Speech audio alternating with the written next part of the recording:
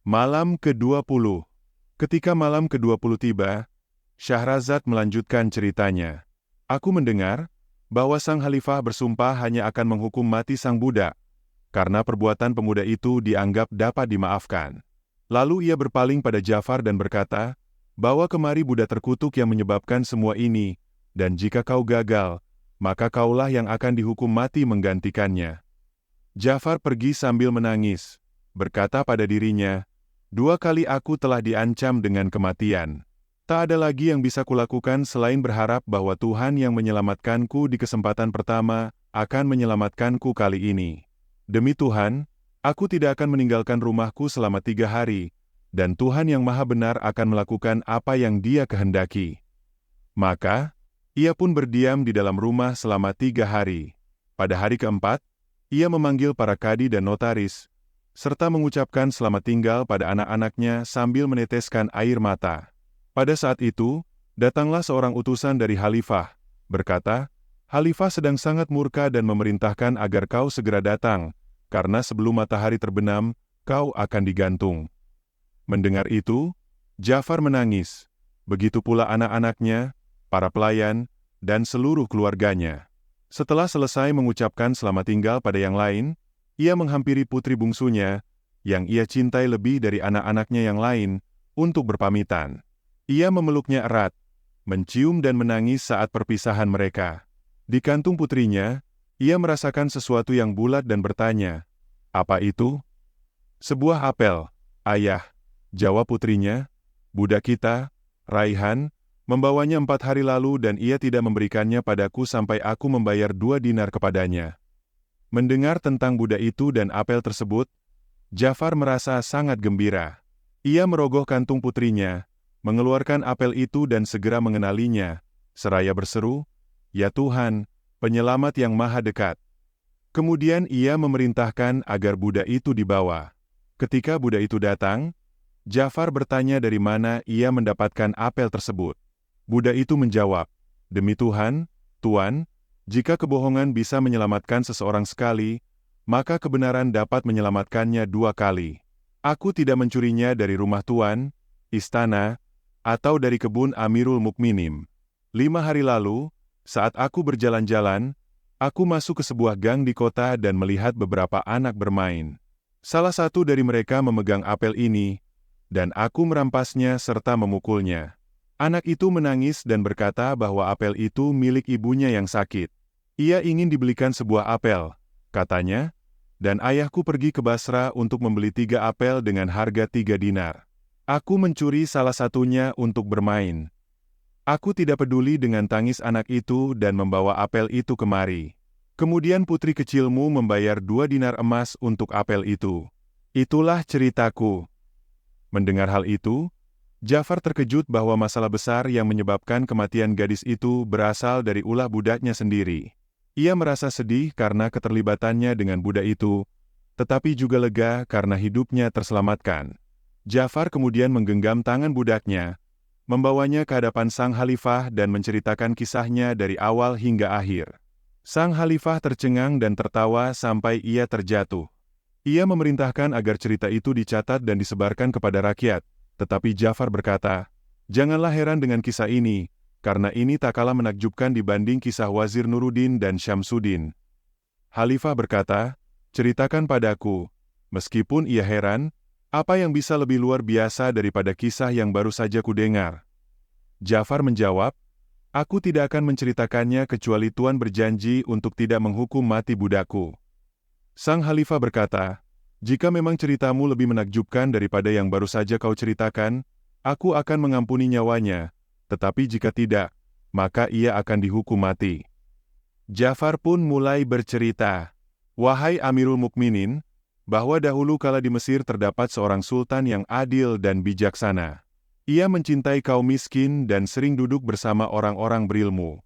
Sultan itu memiliki seorang wazir yang cerdas dan berpengalaman, ahli dalam urusan pemerintahan dan administrasi. Wazir ini adalah seorang lelaki tua yang memiliki 2 putra yang tampan bagaikan bulan purnama. Putra sulungnya bernama Syamsuddin Muhammad, sedangkan yang lebih muda bernama Nuruddin Ali. Nuruddin bahkan lebih tampan dibandingkan kakaknya, hingga ketenarannya menyebar ke berbagai negeri, dan orang-orang datang ke Mesir hanya untuk melihatnya. Tak lama kemudian, ayah mereka meninggal. Sang Sultan turut berduka cita, mengunjungi kedua putra itu, dan memberi mereka jubah kehormatan. "Janganlah bersedih," katanya, "karena kalian akan menggantikan posisi ayah kalian." Hal ini membuat mereka bahagia, dan mereka mencium tanah di hadapannya sebagai tanda hormat. Setelah sebulan berduka atas kematian ayah mereka, mereka pun resmi menjalankan tugas sebagai wazir bersama, membagi kekuasaan yang dulu dipegang ayah mereka, dengan salah satu dari mereka selalu menemani Sultan saat ia bepergian. Suatu hari, Sultan akan melakukan perjalanan pada pagi hari, dan giliran sang kakak yang mendampinginya. Malam sebelumnya, kedua saudara itu berbincang-bincang, dan Syamsuddin berkata pada adiknya, "Saudaraku, aku berniat agar kita menikah pada malam yang sama." Nuruddin setuju dan menjawab, "Lakukan apa yang kau inginkan, aku setuju saja dengan usulmu." Mereka pun bersepakat, dan Syamsuddin berkata, "Jika Allah menghendaki, kita akan menikahi dua gadis dan menjalani malam pertama pada waktu yang sama. Lalu mereka akan melahirkan pada hari yang sama, dan, insya Allah, istrimu akan melahirkan seorang putra, sedangkan istriku seorang putri. Nantinya, kita akan menikahkan mereka sehingga mereka menjadi suami istri." Nuruddin pun bertanya, "Apa yang akan kau minta sebagai mahar dari putraku untuk putrimu?" Syamsuddin menjawab, "Aku akan meminta 3.000 dinar, 3 kebun, dan 3 sawah. Hanya dengan syarat itu pernikahan akan sah." Mendengar itu, Nuruddin merasa tidak senang dan berkata, "Apa ini? Kau hendak memberlakukan syarat sebesar itu pada putraku? Tidakkah kau ingat bahwa kita ini bersaudara dan kita adalah wazir bersama yang setara? Kau seharusnya memberikan putrimu pada putraku tanpa syarat. Atau kalaupun ada mahar, cukup dengan jumlah simbolis saja, sekadar menunjukkan bahwa sebuah pembayaran telah dilakukan. Kau tahu bahwa laki-laki lebih utama dari perempuan. Putraku adalah laki-laki, dan dia yang akan membawa nama keluarga kita." Syamsuddin tersinggung dan berkata, "Aku melihat bahwa kau meremehkan putriku dan menganggap putramu lebih baik darinya. Jelas bahwa kau kurang bijaksana dan tidak sopan. Kau bicara tentang jabatan wazir yang kita bagi, padahal aku hanya membaginya denganmu karena belas kasihan, agar kau bisa membantuku sebagai asisten dan aku tidak mengecewakanmu. Demi Tuhan, setelah apa yang kau katakan, aku tidak akan menikahkan putriku dengan putramu, sekalipun kau menawarnya dengan emas seberat tubuhnya." Mendengar itu, Nuruddin marah dan menjawab, "Aku juga tak ingin menikahkan putraku dengan putrimu." Syamsuddin pun menambahkan, "Seandainya aku tidak hendak bepergian, aku akan memberimu pelajaran, tetapi saat aku kembali, aku akan menunjukkan padamu harga diriku." Mendengar kata-kata kakaknya, Nuruddin diliputi kemarahan, namun ia berhasil menahan diri. Mereka pun beristirahat di kamar terpisah pada malam itu. Esok paginya, Sultan berangkat melalui Giza menuju piramida, ditemani oleh Syamsuddin. Sementara itu, Nuruddin, yang menghabiskan malamnya dalam kemarahan, bangun untuk melaksanakan salat subuh. Setelah itu, ia pergi ke ruang penyimpanan harta, mengambil sepasang pelana kecil dan mengisinya dengan emas. Teringat akan kata-kata merendahkan kakaknya, ia mulai melantunkan bait-bait syair. Bait-bait ini menginspirasi Nuruddin untuk meninggalkan negerinya dan memulai perjalanan baru, dengan keyakinan bahwa keberuntungan hanya akan diraih oleh mereka yang berani melangkah keluar. Setelah itu, ia menyuruh salah satu pelayannya untuk menyiapkan bigal. Nuruddin juga memerintahkan agar karpet sutra dan sajadah ditempatkan di atas bigal tersebut, sementara kantong pelana disimpan di bawah karpet. Lalu, ia berkata pada pelayan-pelayannya bahwa ia ingin berlibur keluar kota dan akan pergi ke Kaliub untuk menghabiskan 3 malam di sana. Ia menegaskan bahwa tidak ada satupun dari mereka yang boleh mengikutinya, karena ia sedang merasa depresi. Nuruddin bergegas menaiki bigalnya, dengan hanya membawa sedikit bekal, dan meninggalkan Kairo menuju ke arah pedesaan. Sekitar tengah hari, ia tiba di Bilbais, lalu turun dari bigalnya untuk beristirahat dan memberi makan kudanya. Ia juga membeli makanan perbekalan untuk dirinya dan pakan untuk bigalnya di sana. Setelah itu, ia melanjutkan perjalanan ke pedalaman, dan ketika malam tiba, Ia sampai di tempat bernama Al-Sadia. Di sanalah ia bermalam, mengeluarkan makanannya, meletakkan kantong pelana di bawah kepalanya sebagai bantal, dan menghamparkan karpet untuk tidur. Ia tidur di tengah padang pasir, dengan hati yang masih dipenuhi kemarahan. Keesokan paginya, ia bangun dan melanjutkan perjalanannya, mengarahkan kudanya ke Aleppo. Di Aleppo, ia menginap selama 3 hari di sebuah penginapan, berjalan-jalan menikmati kota hingga ia dan bigalnya benar-benar pulih dari kelelahan. Setelah merasa cukup beristirahat, ia memutuskan untuk melanjutkan perjalanan lagi tanpa tahu arah tujuannya, hingga akhirnya ia tiba di Basra. Di sana, ia berhenti di sebuah penginapan, menurunkan kantong pelananya dari kuda, dan menghamparkan sajadah. Ia kemudian menyerahkan kuda lengkap dengan peralatannya kepada penjaga gerbang penginapan, memintanya untuk merawatnya. Kebetulan saat itu, Wazir Basra sedang duduk di jendela istananya. Ia melihat bigal yang dilengkapi aksesoris mewah tersebut dan merasa heran karena tampaknya seperti kendaraan seorang pejabat tinggi atau penguasa. Penasaran, ia memerintahkan seorang pelayannya untuk memanggil penjaga kota. Setelah penjaga kota tiba, Wazir bertanya tentang pemilik kuda tersebut dan siapa dia sebenarnya. Penjaga pun menjawab, "Tuan, pemilik kuda ini adalah seorang pemuda dari kalangan pedagang, berpenampilan anggun dan sopan." Mendengar ini, Wazir merasa tertarik dan langsung menuju penginapan untuk menemui Nuruddin.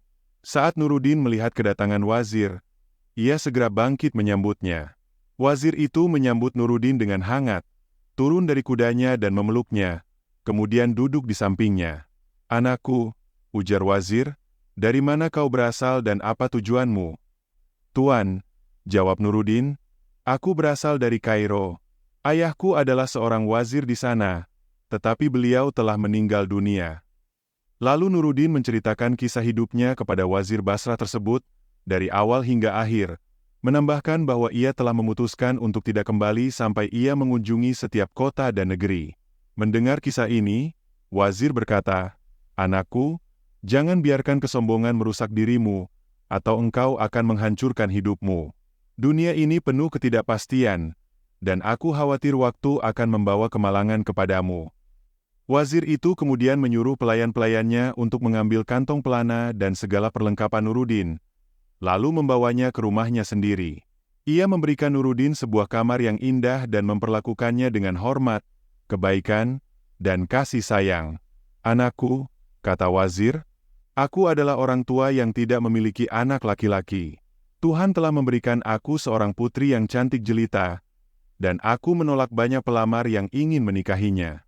Kini, aku merasa ada kecocokan di hatiku untukmu dan ingin agar engkau menjadi pendamping putriku sebagai suaminya. Jika engkau setuju, aku akan membawamu menghadap Sultan Basrah dan mengatakan bahwa engkau adalah putra saudaraku, sehingga ia akan mengangkatmu sebagai wazir menggantikanku. Setelah itu, aku akan tinggal di rumah saja, karena usiaku sudah lanjut." Nuruddin menundukkan kepala dan berkata, "Aku menerima dengan penuh hormat." Wazir pun merasa sangat senang dan memerintahkan pelayan-pelayannya untuk menyiapkan hidangan dan menghias aula utama di istana, tempat biasa para pejabat berkumpul. Ia mengundang para sahabatnya serta pejabat tinggi dan pedagang terkemuka di Basrah. Di hadapan mereka, Wazir berkata, "Aku memiliki seorang saudara yang juga seorang wazir di Mesir. Tuhan memberinya 2 putra, sementara aku diberi seorang putri. Sebelum wafat, saudaraku memintaku untuk menjodohkan salah satu putranya dengan putriku. Inilah putra yang ia kirim, dan karena itu aku ingin mengadakan pernikahan mereka di sini." Semua yang hadir menyetujui rencana ini dan sangat mengagumi Nuruddin. Setelah itu, Wazir memanggil kadi dan notaris untuk menyiapkan akad nikah.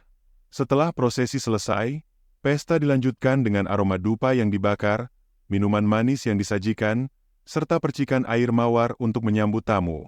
Wazir kemudian menyuruh para pelayannya membawa Nuruddin ke pemandian dan memberikannya jubah khusus milik wazir sendiri serta peralatan mandi yang lengkap. Setelah keluar dari pemandian dengan mengenakan jubah itu, Nuruddin tampak bersinar seperti bulan purnama karena ketampanannya. Ia menaiki kudanya dan kembali ke istana wazir, lalu masuk dan mencium tangan wazir sebagai tanda hormat dan terima kasih atas penerimaan yang hangat ini. Fajar mulai menyingsing. Maka seperti biasa, Syahrazad menghentikan ceritanya.